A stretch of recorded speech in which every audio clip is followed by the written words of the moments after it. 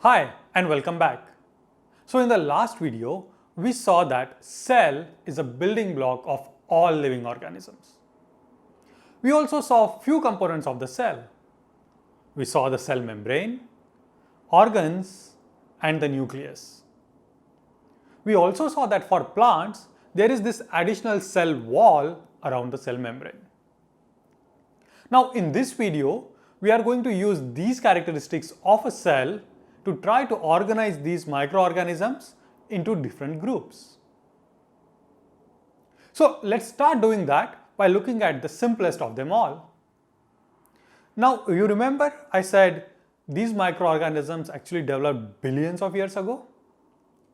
Well, when they did, their cells actually looked much simpler than what we saw.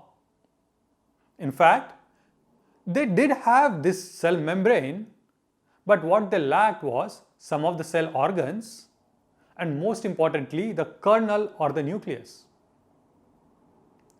Now all microorganisms that are single-celled, very simple single-celled, but lack this kernel or nucleus are actually grouped into one category and they are called prokaryotes.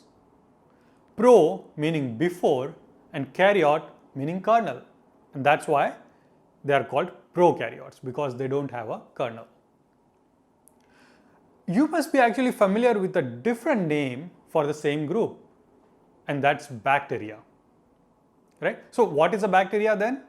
A bacteria is a single-celled organism that lacks the nucleus. One example of such bacteria is actually found in the curd that you eat. It is called lactobacillus, and we will learn a little bit more about it and how the curd is made in one of the later videos. So the first group was all microorganisms without a nucleus. So naturally what the second group would be? With a nucleus, right? So all microorganisms that have a nucleus form one group. This group is actually called eukaryotes. Eu meaning with and karyotes meaning kernel. So this group of microorganisms that have a nucleus are called eukaryotes. But unfortunately this group is huge. So learning about all microorganisms in that group is very hard. What we need to do is look at other characteristics of the cell to try to divide this group further. And that characteristic is the cell wall. So what we'll do is put all microorganisms that have a nucleus but do not have a cell wall into one group. So let's look at them a little bit. Now all such microorganisms are called protozoans. Few examples of these are amoeba and paramecium. All these microorganisms that fall in this category actually behave very much like animals. If you look at this paramecium, it has a mouth-like organ which it uses to eat food. It then digests the food and excretes waste just like animals do. It also has these tiny legs all around it called cilia, which it uses to move around, again just like animals. In fact, the name protozoa means early animals based on these characteristics. Alright, so that was the second category. Now let's move on to the next one.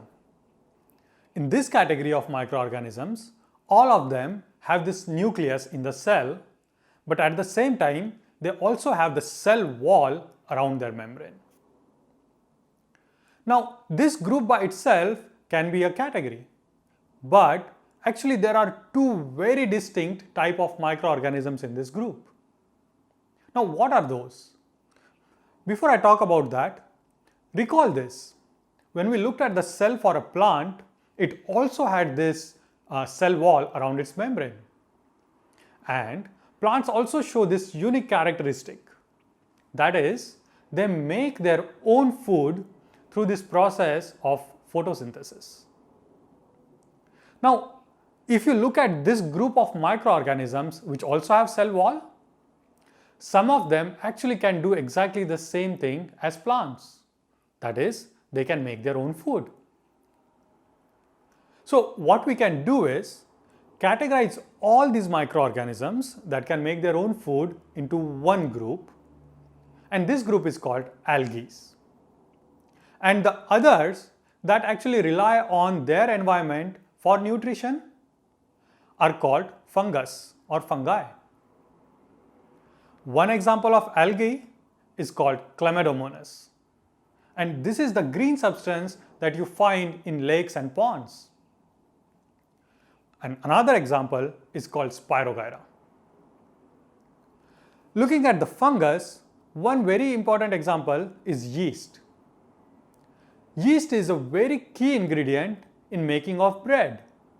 And we will see how we do that and how yeast is useful in later videos.